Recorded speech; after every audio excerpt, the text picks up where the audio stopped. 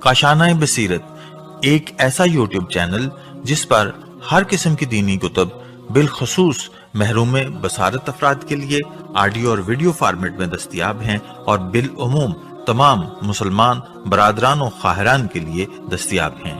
اس لیے آپ سے گزارش ہے کہ بیل آئیکن کو پریس کر کے ہمارے اس چینل کو ضرور سبسکرائب کیجیے تاکہ آئندہ آنے والی ہر کتاب آپ کو بر وقت ملتی رہے۔ کاشانۂ بصیرت۔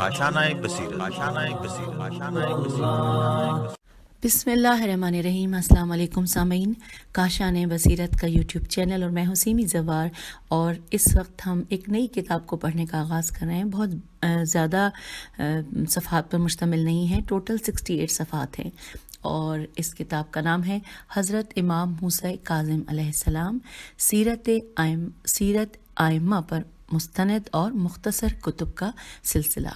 یہ اس کے سر ورق پہ لکھا ہوا ہے، اور آئیے اب اس کے بارے میں ہم مزید ڈیٹیل میں پڑھنے کی طرف چلتے ہیں۔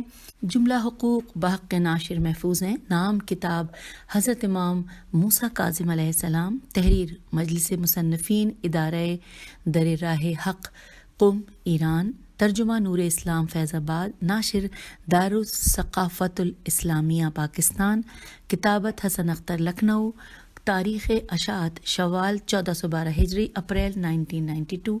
اور اب یہ تمام معلومات جاننے کے بعد ہم اگلے صفحے کی جانب آ گئے ہیں، جہاں پہ لکھا ہے انتصاب الف نون تے سین الف بے، اور اس حوالے سے کچھ یوں ہے، لکھا ہے کہ جس نے قید خانے کو مرکز معارف بنا دیا، جس نے خاموش رہ کر سیاست جور کا چہرہ بے نقاب کر دیا، جس نے حکومت وقت کی کلائی مروڑ دی، جس نے گمراہی کے طوفان میں ہدایت کی شمع روشن کی، جس نے ظلم و جور استبداد کے گھٹا ٹوپ ماحول میں اخلاقیات کے درس دیے۔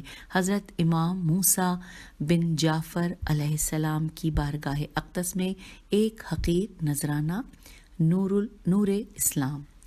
آئیے اب ہم کتاب میں جو فہرست ہے کتاب کی وہ جانتے ہیں، اور اس کی ہیڈنگ ہے رہنمائے کتاب۔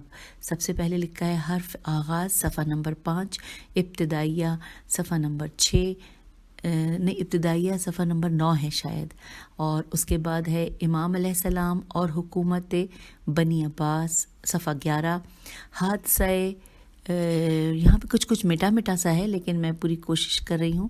یہ کچھ فے اور خے ہے جو کہ 17 نمبر صفحے پر ہے، جب ہم آگے چلیں گے دیکھ لیتے ہیں۔ پھر روشن روش امام علیہ السلام، صفحہ نمبر 21، امام کے مناظرے، صفحہ نمبر 29، پھر ہے عبادت امام علیہ السلام، پیج 43، پھر اس کے بعد لکھا ہے حلم امام علیہ السلام، 37 صفحے پر، سخاوت امام علیہ السلام، 39 صفحے پر، دور رس اقدام، پیج 41 پہ، پھر ہے شاگردان امام علیہ السلام، 46 پیج پر، ابن ابی عمیر، 47 پیج پر، پھر ہے صفوان بن مہران، 49 پیج پر، صفوان بن یحییٰ، 49 پیج پر، علی بن یقطین، پیج 50 پر، مومن طاق، پیج 54 پر، اور حشام بن حکم، پیج 55 پہ، اور آخری جہاں پہ ہم پڑھیں گے وہ ہے اقوال امام علیہ السلام، پیج نمبر 61 پر۔ یہ ہے فہرست کل اس کتاب کی، اور اب پڑھتے ہیں حرف آغاز۔ لکھا ہے حضرت مرسل اعظم علیہ السلام کی تواتر سے ثابت شدہ حدیث ثقلین ہے۔ یہ وہ حدیث ہے جس کو ہر دور کے علماء حدیث نے ذکر کیا ہے۔ اس حدیث میں آن حضرت صلی اللہ علیہ وآلہ وسلم نے ارشاد فرمایا کہ میں تمہارے درمیان 2 گراں قدر چیزیں چھوڑے جا رہا ہوں، ایک قرآن اور دوسرے میرے اہل بیت علیہ السلام۔ جب تک تم ان دونوں سے متمسک رہو گے ہرگز گمراہ نہیں ہوگے، اور یہ دونوں کبھی بھی ایک دوسرے سے جدا نہیں ہوں گے۔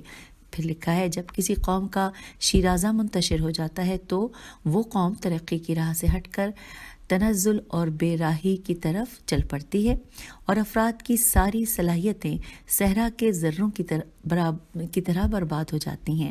ہر شخص اپنی دنیا الگ تعمیر کرتا ہے۔ اس صورت میں ہوتا یہ ہے کہ ایک ہی فن کے ماہر متعدد افراد مل جاتے ہیں، جبکہ بقیہ دوسرے اہم امور بالکل تشنہ رہ جاتے ہیں، اور اس کی وجہ یہ ہے کہ افراد قوم کے درمیان صلاحیت اور استعداد کی بنیاد پر کوئی تنظیم نہیں ہے، اور جب تک صلاحیت کو بروئے کار نہیں لایا جائے گا ان کو قوت سے فعلیت فے عین لام یہ کی منزل تک نہیں پہنچایا جائے گا۔ اس وقت تک ان میں جلا پیدا نہیں ہوگی، بلکہ اس بات کا امکان زیادہ ہے کہ اس تعداد میں زنگ لگ جائے جس کی بنا پر قوم فکری طور پر فقر کا شکار ہو جائے گی، اور یہ فکری انحطاط انسان کو حیوان کی صف میں کھڑا کر دیتا ہے۔ نیکسٹ پیراگراف میں ہے کہ جب کوئی قوم فکری انحطاط کے دلدل میں اس قدر دھنس جاتی ہے کہ اس قوم کے افراد کو غیر متعلق بے سود بلکہ نقصان دہ اور کردار کش افراد کے سوانح اور ان کی جزیات زندگی کا تو باقاعدہ علم رہتا ہے، لیکن یہ لوگ کردار ساز اور انقلاب آفرین افراد کے حالات زندگی سے بالکل غافل اور بے بہرا رہتے ہیں۔ اس صورت میں وقت کی اہم ترین ضرورت یہ ہے کہ منتشر شدہ شیرازے کو ایک نقطے پر جمع کیا جائے اور بکھری ہوئی صلاحیتوں کو ایک مرکز پر متمرکز میم تے میم رے کاف زے کیا جائے تاکہ مختصر سی مدت میں زیادہ سے زیادہ کام انجام دیا جا سکے۔ حضرت مرسل اعظم صلی اللہ علیہ السلام کا ایک عظیم ترین کارنامہ یہ ہے، حضرت مرسل اعظم صلی اللہ علیہ وآلہ وسلم کا ایک عظیم ترین کارنامہ یہ بھی ہے کہ حضرت نے اس وقت کے لوگوں کو سب سے پہلے یہ احساس دلایا کہ انسان اپنے فکری سرمایے کی بنا پر تمام دوسری مخلوقات سے منفرد اور ممتاز ہے۔ پھر حضرت صلی اللہ علیہ وآلہ وسلم نے ہر ایک کی استعداد اور صلاحیت کی رہنمائی فرمائی اور ان کو صحیح راستے پر لگایا۔ یہی وجہ تھی کہ جاہل اور بدو عرب مختصر سی مدت میں علم اور ثقافت کا ہمالیہ بن گئے۔ ساری قومیں تہذیب اور تمدن میں ان کی دست نگر بن گئیں اور مسلمان ہی جدید علوم کا سرچشمہ قرار پائے۔ پھر آگے چلتے ہیں۔ یہ مسلمان ہی تھے جن کے علوم و فنون کے انوار سے ساری کائنات جگمگا اٹھی، لیکن جیسے جیسے شیرازہ منتشر ہونے لگا اور صلاحیتیں غلط راستوں پر کام کرنے لگیں تو مسلمان بھی جہالت، نفاق اور تنزلی کی تاریک وادیوں میں حیران و سرگرداں پھرنے لگے۔ وہ قومیں جنہوں نے کل مسلمانوں سے علم و تمدن کی بھیک مانگی تھی، آج وہی قومیں مسلمانوں کی سرپرست و سردار ہو گئیں۔ اب ایسی صورت میں ضرورت اس بات کی ہے کہ ایسی شخصیتوں کا تذکرہ کیا جائے جن کی سیرت نے کل کے بھٹکے ہوئے انسانوں کو نجات دی تھی اور ظلم و جور، ضلالت و گمراہی کے پورا شوب اور گھٹا ٹوپ ماحول میں انسانوں کو ہدایت کے راستے پر ثابت قدم رکھا تھا اور ان کو صحیح اسلام سے روشناس کرایا تھا اور انسانی زندگی کو پرانی سانچے اور مزاج وحی کے مطابق ڈھالا تھا، جنہوں نے خاموش اور گوشہ نشین رہ کر اسلامی اقدار کی حفاظت کی تھی۔ انہی حضرات کی پیروی کی طرف قرآنی آیات اور احادیث پیغمبر اسلام صلی اللہ علیہ وآلہ وسلم اشارہ کر رہی ہے۔ یہ کردار ساز اور انقلاب آفرین سیرت و کردار کے حامل رسول اکرم صلی اللہ علیہ وآلہ وسلم کے پاک اہل بیت علیہ السلام ہیں، جن کی پیروی کا صرف رسول خدا صلی اللہ علیہ وآلہ وسلم نے حکم نہیں دیا بلکہ اس بات کی بھی ضمانت لی ہے کہ جو ان سے تمسک اختیار کرے گا وہ ہرگز گمراہ نہیں ہوگا۔ انسانیت کا قافلہ اس وقت جس دور سے گزر رہا ہے اس کے لیے صحیح رہبری کی ضرورت جتنی اس وقت ہے اتنی شاید کبھی نہ تھی۔ اس وقت کی اہم ترین ضرورت یہ ہے کہ مسائل کو معارف محمد والے محمد علیہ السلام کے تناظر سے دیکھا جائے اور انہی کی روشنی میں اس کا حل تلاش کیا جائے۔ نیچے بریکٹ انورٹڈ کامہ میں لکھا ہے نور اسلام۔ تو سامعین، یوں ہم نے تفصیل سے پڑھا حرف آغاز، اور اب آگے چلتے ہیں۔ ہم دیکھتے ہیں کہ اب ہم کیا پڑھنے جا رہے ہیں۔ میں ساتھ ساتھ بتا دوں، یہاں پہ لکھا ہے سب سے پہلے اسم مبارک موسیٰ، لقب کاظم، کنیت ابو الحسن، والد بزرگوار حضرت امام جعفر صادق علیہ السلام، والد ماجدہ حمیدہ، تاریخ ولادت 7 صفر 128 ہجری، تاریخ شہادت 25 رجب 183 ہجری اور تدفین کاظمین بغداد عراق۔ تو سامعین، یہ تمام معلومات جو ایک صفحے پہ الگ سے لکھی ہوئی تھی یہ ہم نے جان لی ہیں، اور اب اس کے بعد صفحہ نمبر 9 پہ ہم آ گئے ہیں، اور یہاں پر لکھا ہے بسم اللہ الرحمن الرحیم، اور تفصیلات اب ہم پڑھنا باقاعدہ ریڈنگ کا آغاز ہو گیا۔ یہاں سے لکھا ہے ابوا، الف بے واو الف حمزہ۔ ابوا کی وہ صبح بھی کیا عجیب صبح تھی، اس کا رنگ ہی کچھ اور تھا۔ آفتاب کی سنہری شعاؤں نے درختوں کو کمر تک طلائی لباس پہنا رکھا تھا، اور مٹی کے در و دیوار پر اس کا عکس عجب دل فریب منظر کی ترجمانی کر رہا تھا۔ گھروں سے چراگاہ کی جانب جاتے ہوئے اونٹ اور گوس فندوں کی صدائیں دل کو لبھا رہی تھی۔ صبح کی تازگی دل و دماغ میں بسی جا رہی تھی، روح میں بالیدگی بڑھتی جا رہی تھی، اور ادھر دور تالاب کے کنارے گاؤں کی عورتیں شیرین پانی گھڑوں اور مٹکوں میں بھر رہی تھیں۔ نسیم صبح ٹھیلیاں کر رہی تھی، حسین اور خوشنما طائر ادھر ادھر اڑا کر نسیم صبح کا مزہ لوٹ رہے تھے، اور دیکھتے ہی دیکھتے پانی میں غوطہ زن ہو جاتے، جیسے گرمی سے ان کے سینے کباب ہو گئے ہوں۔ تالاب کے کنارے ایک قبر کے سرہانے کھجور کا ایک درخت ایک عظیم تاریخ کی یاد دلا رہا تھا۔ سائے کی چادر پوری قبر پر پڑی ہوئی تھی۔ اس قبر پر ایک عورت جھکی ہوئی کچھ راز و نیاز کی باتیں کر رہی تھی، اور پھر اس نے آہستہ آہستہ اس قبر پر اپنے رخسار رکھ دیے۔ وہ چپکے رو رہی تھی اور کچھ کہے جا رہی تھی۔ نسیم صبح کی زبانی جو الفاظ معلوم ہوئے شاید وہ یہ تھے کہ اے پیغمبر صلی اللہ علیہ وآلہ وسلم کی والدہ ماجدہ آمنہ، ہزاروں سلام ہوں تمہاری روح پاک پر، اے عظیم المرتبت خاتون جو اپنے وطن سے دور دفن کی گئیں۔ میں حمیدہ آپ کی بہو ہوں، آپ کی امانت اپنے شکم میں چھپائے ہوئے ہوں۔ شام سے جو حالت ہو رہی ہے اس سے تو یہی معلوم ہوتا ہے کہ کل تک یہ امانت آپ کے فرزند کے حوالے کر دوں گی، اسی بابرکت گاؤں میں جس میں آپ ابدی نیند سو رہی ہیں۔ اے بلند مرتبہ خاتون، آپ کے فرزند نے مجھے یہ خبر دی ہے کہ میرا یہ فرزند آپ کے فرزند ارجمند پیغمبر اسلام کا 7واں جانشین ہوگا۔ آپ خدا کی بارگاہ میں دعا فرمائیے کہ میں اس فرزند کو صحیح و سالم آپ کے فرزند کے حوالے کر سکوں۔ اب آفتاب بلند ہو چکا تھا اور اس کی شعائیں قبر پر پڑ رہی تھی۔ حمیدہ دھیرے دھیرے اٹھیں، اپنے کپڑے کو جھٹکا دیا تاکہ کپڑے میں لگی ہوئی خاک صاف ہو جائے، اور پھر آہستہ آہستہ قدم اٹھاتی اپنے گھر کی طرف روانہ ہو گئیں۔ کچھ دیر بعد آفتاب تھوڑا اور بلند ہوا، اور پھر لکھا ہے کہ ابوا کے صاف و شفاف آسمان کے نوری چشمے میں گاؤں کے کبوتر غوطے لگا رہے تھے۔ عورتیں جلدی جلدی ادھر ادھر جانے لگیں۔ اتنے میں 2 عورتیں مٹکے لیے تالاب پر آئیں اور جلدی جلدی پانی بھرنے لگیں۔ وہ ایک دوسرے سے کہہ رہی تھی کہ بہن، لوگ کہہ رہے ہیں کہ جب امام جعفر صادق علیہ السلام کے کانوں تک اس تازہ مولود کی خبر پہنچی تو انہوں نے ارشاد فرمایا، میرے جانشین 7ویں رہبر اور بہترین خلق خدا کی ولادت ہوئی ہے۔ حوالہ نوٹ کیجیے، اصول کافی جلد نمبر 1 صفحہ نمبر 476۔ اور اب ہم آ گئے ہیں پیج نمبر 11 پر، اور یہاں پر ہیڈنگ ہے امام اور حکومت بنی عباس۔ لکھا ہے حضرت امام موسیٰ کاظم علیہ السلام ابھی 4 سال کے تھے کہ بنی امیہ کی حکومت کا خاتمہ ہو گیا۔ بنی امیہ کی عرب نژاد حکومت نے ہمیشہ ظلم و ستم کو روا رکھا تھا، اور عوام کے حقوق بآسانی پامال کیے جا رہے تھے، اور خاص کر ایرانیوں کے حقوق جن کے لیے حکومت کے دل میں کوئی گنجائش نہیں تھی۔ ایرانیوں نے حضرت علی علیہ السلام کی عدالت پرور اور عدل گستر حکومت دیکھی تھی، اور وہ اسی قسم کی حکومت کے خواہاں تھے۔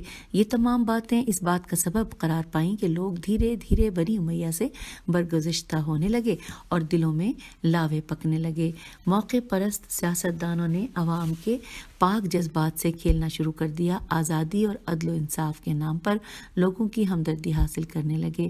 ابو مسلم خراسانی کی مدد سے بنی امیہ کی بساط حکومت ہمیشہ کے لیے طے کر دی گئی، مگر حضرت امام جعفر صادق علیہ السلام کے بجائے خلافت یا دوسرے الفاظ میں حکومت کی باغ دوڑ ابو العباس صفاح عباسی کے ہاتھوں میں دے دی اور اس کو تخت حکومت پر براجمان کرا دیا، اور اس طرح حکومت کے پہرے بدلے گئے اور حاکم وقت نے حکومت کے بجائے خلافت اور جانشینی رسول صلی اللہ علیہ وآلہ وسلم کی قبا اپنے جسم پر کس لی، اور 132 ہجری کی بات ہے۔ نئی حکومت پچھلی حکومت سے کسی چیز میں کم نہ تھی، بلکہ اس نے بعض چیزوں میں تو بنی امیہ کو کافی پیچھے چھوڑ دیا تھا۔ ہاں، اتنا فرق ضرور ہے کہ بنی امیہ زیادہ دنوں تک حکومت نہ کر سکے، جبکہ بنی عباس 656 ہجری تک حکومت پر ڈٹے رہے، یعنی 524 سال تک ان کے ہاتھوں میں حکومت کی باغ دوڑ رہی۔ وہ عوام کے حقوق کو بے دریغ پامال کرتے رہے۔ ہمارے 7ویں امام حضرت امام موسیٰ کاظم علیہ السلام کی زندگی ان حکمرانوں کے دور میں گزری، ابو العباس صفاح، منصور دوانیقی اور مہدی اور ہارون۔ ان میں کا ہر ایک اپنے فن کا شاہ فرد تھا۔ کسی نے بھی امام علیہ السلام پر ظلم ڈھانے میں کوئی دقیقہ اٹھا نہیں رکھا، ہمیشہ امام علیہ السلام کو طرح طرح کی اذیتیں پہنچاتے رہے۔ امام عالی مقام کے لیے یہی بات کیا کم روح فرسا اور صبر آزما تھی کہ ایسے اہرمن صفت الف ہے رے میم نون صفت افراد حاکم اسلام ہوں اور ملت اسلامیہ ان کے ہاتھوں میں کھلونا بنی ہوئی ہو۔ چجائے کا منصور دوانیقی سے لے کر ہارون تک ہر ایک نے دل کھول کر امام علیہ السلام پر ستم ڈھائے، اور یہ لوگ جو کچھ نہ کر سکے وہ اس بنا پر نہیں کہ کرنا نہیں چاہتے تھے، بلکہ اس بنا پر کہ بقیہ چیزیں ان کے دائرۂ اختیار سے باہر تھیں۔ نیکسٹ پیراگراف میں لکھا ہے کہ 136 ہجری میں ابو العباس صفاح، سین فے الف ہے اور فے کے اوپر تشدید ہے، صفاح کا انتقال ہو گیا اور اس کا بھائی منصور دوانیقی اس کی جگہ آ بیٹھا۔ منصور نے شہر بغداد کی بنیاد ڈالی اور ابو مسلم جس کی جاں فشانیوں کے نتیجے میں بنی عباس برسرے کار آئے تھے ان کو قتل کر ڈالا، اور جب حکومت پر منصور کی گرفت مضبوط ہو گئی تو اس وقت اس نے اپنی کیچل کافیے لام کیچل اتار پھینکی اور حضرت علی علیہ السلام کی اولاد کو ہر طرح سے ستایا اور کتنوں کو قتل کر ڈالا، کتنے زندان کی نظر ہو گئے، کتنوں کے مال و اسباب لوٹ لیے، اور اکثر کو تو صفحہ ہستی سے ہی نیست و نابود کر دیا۔ اور ان لوگوں میں سر فہرست حضرت امام جعفر صادق علیہ السلام کا نام نامی ہے جنہیں منصور نے قتل کرایا۔ اب لکھا ہے اگلے پیراگراف میں کہ منصور خونخوار، سفاک، مکار، بخیل، حریص اور حاسد تھا، اور وفا تو اس کے پاس نام کو بھی نہ تھی۔ یہ بے وفائی کا نتیجہ تھا جس کی بنا پر ابو مسلم کو قتل کرایا، وہ ابو مسلم جس نے بنی عباس کو تخت خلافت پر بٹھانے کے لیے زمین و آسمان کے قلابے ملا دیے تھے۔ اور یہی وجہ ہے کہ ابو مسلم نے منصور کی بے وفائی ایک تاریخی مثال، دوبارہ پڑھتے ہیں جملہ کہ اور یہی وجہ ہے کہ ابو مسلم سے منصور کی بے وفائی ایک تاریخی مثال بن چکی ہے۔ اور اب آئیے آگے چلتے ہیں، لکھا ہے اب اگلے صفحے پہ آ گئے، یعنی پیج نمبر ہم 13 پر اس وقت آئے ہیں۔ لکھا ہے جس وقت منصور نے حضرت امام جعفر صادق علیہ السلام کو قتل کرایا اس وقت حضرت امام موسیٰ کاظم علیہ السلام کی عمر کل 20 سال تھی، اور پھر 30 برس کی عمر تک منصور کی ظالمانہ حکومت قائم رہی۔ اس دور میں آزادیاں سلب کر لی گئی تھیں، شہر زندان بن چکے تھے اور ہر طرف ایک حبس کا سا ماحول تھا، کسی کو دم مارنے کی فرصت نہ تھی۔ لیکن امام علی مقام اس دور میں بھی بندگان خدا کی ہدایت فرماتے رہے اور ان کے امور کی اصلاح فرماتے رہے۔ اس گھٹا ٹوپ اندھیرے میں بھی آپ نے ہدایت کی شمع روشن رکھی۔ 185 ہجری میں منصور ہلاک ہو گیا اور اس کا بیٹا مہدی اس کا جانشین ہوا۔ مہدی کی سیاست اپنے باپ کی سیاست سے کچھ مختلف تھی، اس کی سیاست عوام کو دھوکہ اور فریب دینے پر مشتمل تھی، مگر روح سیاست وہی تھی۔ مہدی نے اپنے باپ کے زمانے کے سیاسی قیدیوں کو آزاد کر دیا، جن میں سے اکثریت شیعان علی ابن ابی طالب علیہ السلام کی تھی، مگر بعض شیعان علی پھر بھی زندان کی نظر ہی رہے۔ مہدی نے وہ اموال بھی واپس کر دیے جو اس کے باپ نے زبردستی حاصل کیے تھے، مگر اس کے دل میں بھی شیعان علی علیہ السلام کے لیے کوئی نرم گوشہ نہیں تھا۔ وہ ان کے اعمال و افعال پر سخت نگاہ رکھتا تھا۔ اس کے برخلاف جو لوگ اہل بیت علیہ السلام کے دشمن تھے ان کو دل سے دوست رکھتا تھا، اور اگر کوئی شاعر آل علی کی مذمت میں شعر اور ہجو کہتا تھا اس کو بے پناہ انعام و اکرام سے نوازتا تھا، یہاں تک کہ اس نے ایک دفعہ بشار بن برد بیر دال کو 70,000 درہم دیے اور مروان بن ابی حفص حیف سواد کو 1,00,000 درہم دیے۔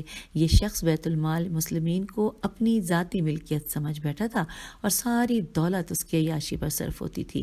شراب و کباب اس کا دن رات کا مشغلہ تھا۔ اس نے اپنے لڑکے ہارون کی شادی پر 5 کروڑ درہم خرچ کیے تھے۔ اور پھر آئیے صفحہ 14 پہ پڑھتے ہیں، لکھا ہے مہدی کے عہد حکومت میں امام علیہ السلام کی مقبولیت بڑھ گئی تھی۔ وہ علم و دانش، فضیلت اور تقوی کے آسمان پر نیر تاباں بن کر چمک رہے تھے، اور ساری کائنات اس مہر درخشاں کی ضیاباریوں سے مستفید ہو رہی تھی۔ لوگ گروہ در گروہ آپ کے گرویدہ ہوتے جا رہے تھے اور آپ کے سرچشمہ علم و دانش سے بقدر ظرف استفادہ کر رہے تھے اور اپنی علمی و معنوی تشنگی بجھا رہے تھے۔ مہدی کے جاسوس یہ تمام باتیں مہدی کے گوش گزار کرتے رہے اور یہ بات بھی سمجھاتے رہے کہ امام کی مقبولیت اس کی خلافت اور حکومت کے لیے زبردست خطرہ ہے۔ یہ بات مہدی کے دل میں اتر گئی اور اسے واقعتاً اپنا تخت حکومت ڈگمگاتا نظر آیا۔ اس نے فوراً یہ حکم دیا کہ امام علیہ السلام کو جلد از جلد مدینے سے بغداد لایا جائے اور پھر قید کر دیا جائے۔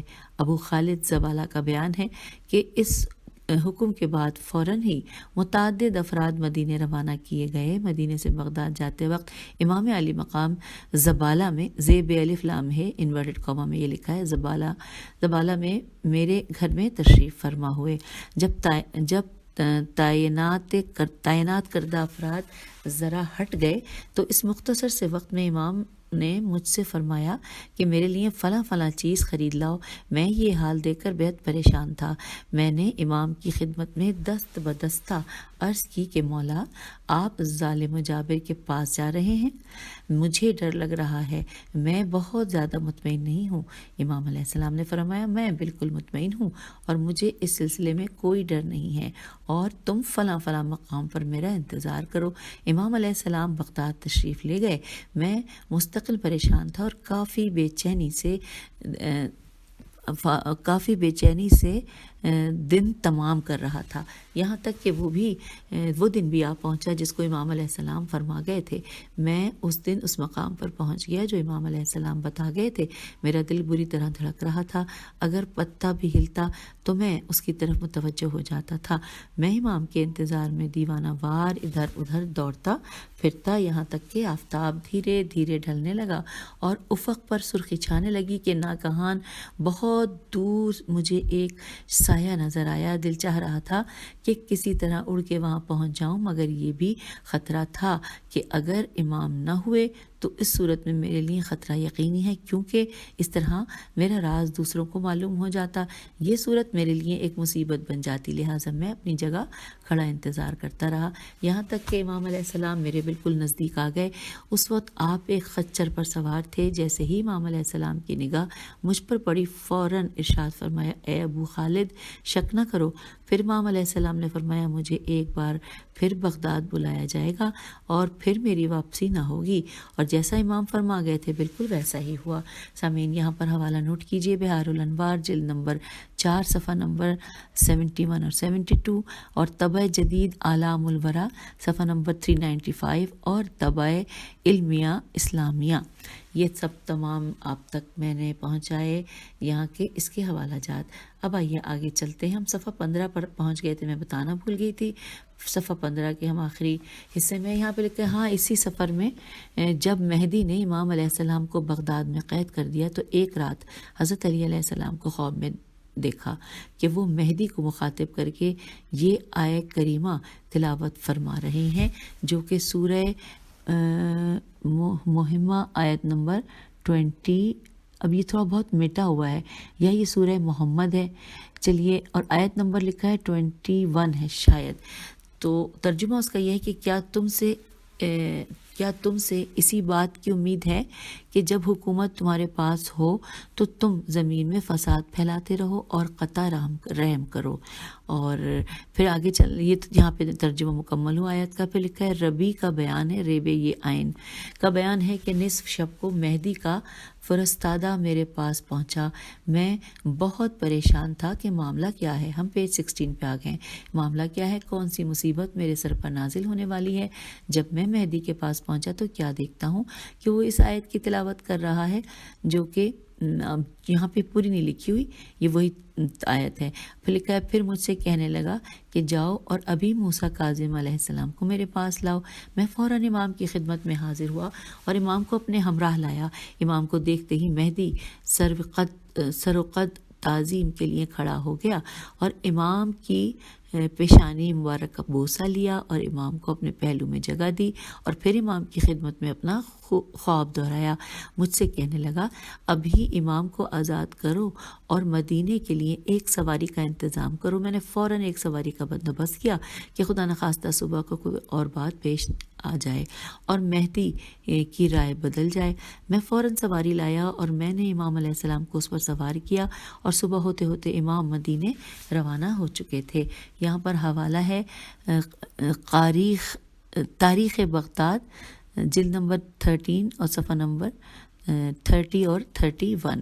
پھر اب لکھا ہے کہ امام کو آزاد کرنے کے بعد بھی مہدی امام علیہ السلام سے غافل نہ تھا، بلکہ امام کے چاروں طرف سخت پہرے بٹھا دیے تھے. امام علیہ السلام کو ذرا بھی آزاد فضا میں سانس لینے کا موقع نہ تھا. اس نگرانی کے باوجود بھی امام علیہ السلام لوگوں کی ہدایت فرماتے رہتے تھے اور اہل علم کے علمی و ثقافتی معیار کو ہر روز بلند فرماتے تھے. ان کو اسلامی تعلیمات سے آگاہ کرتے رہے یہاں تک کہ 169 ہجری میں مہدی کا انتقال ہو گیا اور وہ اپنے کیفر کردار کو پہنچا اور پھر اس کی جگہ اس کا بیٹا ہادی تخت نشین ہوا. اور پھر لکھا ہے کہ ہادی کی سیاست اپنے باپ کی سیاست سے بالکل مختلف تھی. اس نے تو نام کی آزادی بھی لوگوں سے چھین لی تھی اور کھلے عام حضرت علی علیہ السلام کی اولاد کو برا بھلا کہا کرتا تھا اور ہر طرح سے ان کو اذیتیں پہنچاتا رہتا تھا. طرح طرح کے مصائب و آلام میں گرفتار کرتا رہتا. وہ تمام چیزیں جو اس کے باپ نے لوگوں کو دی تھیں وہ سب اس نے ضبط کر لیں. اس کے دور حکومت کا سب سے المناک واقعہ حادثہ فخ ہے. فیخ فخ لکھا ہے جب پانی سر سے، اب یہاں پہ ہیڈنگ ہے حادثہ فخ، آئیے اس کے بارے میں جانتے. لکھا ہے جب پانی سر سے اونچا ہو گیا، لوگ بنی عباس کے ظلم و ستم سے عاجز آ گئے اور ان کے صبر کا پیمانہ لبریز ہو چکا، تو اس وقت علی علیہ السلام کی اولاد سے حسین بن علی نے حکومت وقت کے خلاف قیام کیا اور تقریباً 300 افراد کے ہمراہ مدینے سے مکے کی طرف روانہ ہو گئے. پھر لکھا ہے فخ نامی جگہ پر ہادی کی فوج نے ان کا محاصرہ کر لیا اور تمام افراد کو ایک طرف سے تہہ تیغ کر دیا اور فخ کی زمین خون سے سرخ ہو گئی. واقع کربلا کے مناظر لوگوں کی نگاہوں میں پھر گئے. ان تمام افراد کے سر جسم سے جدا کر لیے گئے اور شہداء کے تمام سر مدینے لائے گئے اور ایک ایسے اجتماع میں جہاں حضرت علی علیہ السلام کی تمام اولاد جمع تھی اور خود امام موسیٰ کاظم علیہ السلام بھی تشریف فرما تھے، شہداء کے تمام سر لوگوں کے سامنے پیش کیے گئے. لوگ اس قدر ڈرے اور سہمے ہوئے تھے کہ کسی کی زبان سے کچھ نہ نکلا. ہاں، جب امام علیہ السلام کی نگاہ حسین ابن علی کے سر مبارک پر پڑی تو آپ کی زبان مبارک سے یہ الفاظ جاری ہوئے، انا للہ و انا الیہ راجعون. اور اس کے ساتھ ہی 2 لائنوں پر مشتمل یہ جو، کیونکہ زیر زبر پیش نہیں ہے اس لیے میں ترجمے کی طرف آ رہی ہوں کہ ہم خدا ہی کے لیے ہیں اور ہماری باز گشت بھی اسی کے لیے ہے. خدا کی قسم انہوں نے اس حال میں شہادت پائی کہ عقیدے کے پکے مسلمان تھے اور عمل کے لحاظ سے صالح اور ایماندار تھے، بہت زیادہ روزہ رکھتے تھے اور ہمیشہ رات عبادتوں میں بسر کرتے تھے. لوگوں کو اچھی باتوں کا حکم دیتے تھے اور بری باتوں سے روکا کرتے تھے اور ان کے خاندان میں ان جیسا کوئی نہ تھا. حوالہ نوٹ کیجئے، مقاتل الطالبین صفحہ نمبر 453 اور تبع جو لکھا ہے ساتھ میں تبع مصر. پھر آگے چلتے ہیں، مزید تفصیلات کچھ یوں ہیں کہ ان تمام باتوں کے علاوہ ہادی کو اخلاقیات سے بھی کوئی تعلق نہ تھا، وہ ہمیشہ شراب و کباب میں غرق رہتا تھا، عیش و نوش میں اس کی زندگی بسر ہوتی تھی۔ ایک مرتبہ کا واقعہ ہے کہ یوسف صیقل نے چند اشعار بہت ہی اچھی آواز میں ہادی کو سنائے۔ یہ اشعار سن کر ہادی اس قدر مدہوش ہوا کہ ایک اونٹ کے بار کے برابر اسے درہم و دینار انعام کے طور پر دے دیے۔ یہاں پر حوالہ ہے تاریخ طبری جلد نمبر 1 صفحہ نمبر 592 طبع لندن۔ پھر چلتے ہیں جی آگے، لکھا ہے ابن داب دال الف بے نامی ابن داب نامی کا بیان ہے کہ ایک روز میں ہادی کے پاس گیا، اتنی کثرت سے اس نے شراب پی تھی کہ اس کی آنکھیں سرخ ہو گئی تھیں۔ مجھ سے کہنے لگا کہ ایسا قصہ بیان کر کے جو شراب سے متعلق ہو۔ میں نے کچھ اشعار پڑھ کر اسے سنائے۔ ہادی نے وہ تمام اشعار لکھ لیے اور مجھے 40,000 درہم انعام کے دیے۔ اب اس واقعے کا بھی حوالہ نوٹ کیجیے، تاریخ طبری جلد نمبر 1 صفحہ نمبر 593۔ چلتے ہیں آگے، اب لکھا ہے فن موسیقی کا استاد اسحاق موصلی کہا کرتا تھا کہ ہادی زندہ رہتا تو ہم اپنے گھروں کی دیواروں کو بھی سونے سے تعمیر کرتے۔ اور یہاں پر حوالہ ہے حیات الامام جلد نمبر 1 صفحہ نمبر 458۔ چلیں آگے چلتے ہیں، 170 سن ہجری میں ہادی بھی اپنے کیفر کردار کو پہنچا اور ہارون اسلامی مملکت کا بادشاہ بن گیا۔ اب اس کا حوالہ آپ دیکھ لیجئے، یہ ہے تاریخ یعقوبی جلد نمبر 2 صفحہ نمبر 3 اور 4 طبع بیروت۔ پھر اس کے بعد لکھا ہے کہ اور اس وقت حضرت امام موسیٰ کاظم علیہ السلام کی عمر مبارک 42 سال تھی۔ ہارون کا دوران حکومت عباسی خاندان کے لیے ایک سنہرا موقع تھا اور ساری ملت اسلامیہ گویا عباسیوں کی ملکیت تھی۔ بیت المال ان کی ہر خواہش کو پورا کرنے کے لیے ہر وقت کھلا رہتا تھا، کوئی روک ٹوک نہ تھی۔ جب ہارون لوگوں سے بیعت لے چکا تو اس نے یحییٰ برمکی بریکٹ میں لکھا ایرانی کو اپنی وزارت کے لیے منتخب کیا اور تمام اختیارات اسے سونپ دیے۔ اسے اس بات کا پورا اختیار تھا، جسے چاہتا منصب عطا کرتا اور جسے چاہتا معزول کر دیتا، یہاں تک کہ ہارون نے اپنی مہر بھی اس کے حوالے کر دی تھی۔ حوالہ نوٹ کیجئے یہاں پر، طبری جلد نمبر 1 صفحہ نمبر 3 سے 603 ہے یا 3 سے 6 تک، کیونکہ انک تھوڑی سی پھیلی ہوئی ہے۔ پھر لکھا ہے کہ مملکت کے تمام امور یحییٰ برمکی کے سپرد کر کے خود عیش و نوش اور شراب و کباب میں مشغول ہو گیا۔ محفل ساز و طرب ہر وقت جمی رہتی تھی اور یہ اسی میں مگن رہتا تھا، اور قیمتی جواہرات کا جمع کرنا اس کا مشغلہ تھا۔ لہو و لعب کی اس کی زندگی تھی۔ اس زمانے میں جبکہ 2 یا 4 سالہ گوسفند کی قیمت صرف 1 درہم تھی، اس وقت بیت المال میں 50 کروڑ 2,40,000 کی خطیر رقم موجود تھی۔ سامعین یہاں پر حوالہ نوٹ کیجئے، حیات الامام جلد نمبر 2 صفحہ نمبر، شاید یہ 29 ہے کیونکہ کچھ دھندلا جیسا ہے، یا 29 ہے جی، میرے خیال ہے 29 ہی ہے۔ پھر آگے چلتے ہیں کہ بیت المال کی رقم کو ہارون اپنی ذاتی ملکیت تصور کرتا تھا اور بے دریغ خرچ کرتا تھا۔ اس نے اشجع نامی الف شین جیم عین اس نے اشجع نامی شاعر کو اس کے قصیدے کے عوض 10 لاکھ درہم دیے۔ یہاں پر حوالہ ہے حیات الامام جلد نمبر 2 صفحہ نمبر 39۔ پھر لکھا ہے کہ درہم دیے، اور ابراہیم موصلی موسیقی کار اور ابو العطاہیہ الف لام عین تے الف ہے یہ ہے العطاہیہ شاعر کو چند اشعار کے بدلے 1 لاکھ درہم اور 100 جوڑے کپڑے انعام کے دیے۔ یہاں پر حوالہ ہے حیات الامام جلد نمبر 2 صفحہ نمبر 32۔ چلیے آگے پڑھتے ہیں، ہم صفحہ 20 پر آ گئے ہیں۔ لکھا ہے ہارون کے محل میں ناچنے گانے بجانے والی عورتوں کی بھرمار تھی، ہر قسم کے ساز و آواز وہاں موجود تھے۔ اس کا حوالہ ہے حیات الامام جلد نمبر 2 صفحہ نمبر 62، میرے خیال سے یہی ہے بالکل۔ پھر آگے چلتے ہیں، محل نہیں تھا بلکہ سر دوزخ تھا۔ ہارون کو جواہرات خریدنے کا بے پناہ شوق تھا۔ اس نے صرف ایک انگوٹھی کی قیمت 1 لاکھ دینار ادا کی۔ یہ حوالہ بھی نوٹ کر لیجئے، الامامت و سیاست جلد نمبر 2۔ پھر لکھا ہے کہ صرف باورچی خانے کا خرچ روزانہ 10,000 درہم تھا اور کبھی کبھی 30 طرح کے انواع و اقسام کے کھانے دسترخوان پر موجود رہتے تھے۔ اس کا حوالہ ہے حیات الامام جلد نمبر 2 صفحہ نمبر 39۔ پھر لکھا ہے کہ ایک مرتبہ ہارون نے کھانے پر اونٹ کا گوشت طلب کیا اور جب یہ غذا تیار ہو کر ہارون کے سامنے آئی تو اس وقت جعفر برمکی نے کہا کہ خلیفہ کو معلوم ہے کہ اس غذا پر کتنا خرچ ہوا ہے؟ تو پھر لکھا ہے 3 درہم۔ پھر آگے لکھا ہے نہیں، خدا کی قسم 4,000 درہم خرچ ہوئے ہیں، کیونکہ ہر روز اونٹ ذبح کیا جاتا ہے تاکہ جب کبھی خلیفہ اس قسم کی غذا کی فرمائش کرے تو فوراً حاضر خدمت کی جا سکے۔ یہ حوالہ ہے حیات الامام جلد نمبر 2 صفحہ نمبر 40۔ پھر لکھا ہے کہ ہارون جوا بھی خوب کھیلتا تھا اور شراب بھی جی کھول کر پیتا تھا اور کبھی تو عمومی مجلسوں میں یہ حرکت کرتا تھا۔ حوالہ ہے حیات الامام جلد نمبر 2 صفحہ نمبر 70۔ پھر لکھا ہے کہ اسی کے ساتھ ساتھ عوام کو بہلانے اور ان کو فریب دینے کے لیے حج ادا کرتا تھا اور کبھی مجلس و واعظ بھی بلاتا۔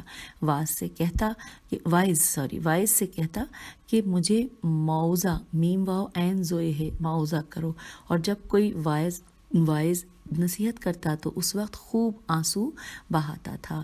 تو سامعین، یوں ہم نے صفحہ 20 تک پڑھ لی تمام جو بھی اب تک کے اس وقت تک کی معلومات تھیں، اور اگلی اس سے آگے صفحہ 21 جس پہ کہ ہم روش امام پڑھیں گے انشاءاللہ اگلی نشست میں۔ تب تک کے لیے اجازت، خدا حافظ۔